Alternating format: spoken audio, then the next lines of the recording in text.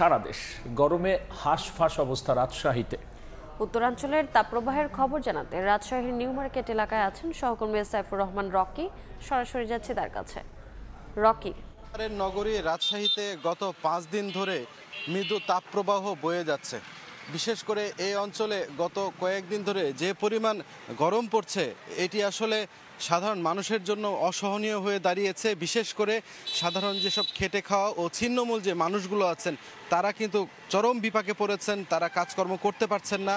আজকেও কিন্তু রাজশাহীতে দুপুর 2টায় সর্বোচ্চ যে তাপমাত্রা রেকর্ড করা হয়েছে সেটি 36.2 ডিগ্রি সেলসিয়াস। আপনারা জানেন যে দিনের যে সর্বোচ্চ তাপমাত্রা সেটি দুপুর 3টা পর্যন্ত এটি পরিমাপ করা হয়। এই 3টা পর্যন্ত কিন্তু সর্বোচ্চ তাপমাত্রা ওঠানামা করে।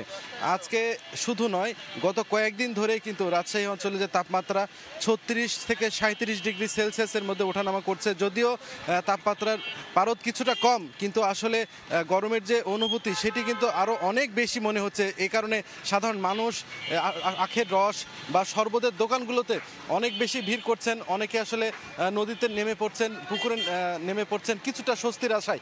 আমরা স্থানীয় আবহাওয়া অফিসের সাথে কথা বলেছি, তারা যেটি বলছেন যে এই আবহাওয়ার যে তারতম্য এটি আসলে আরও কয়েকদিন থাকতে পারে।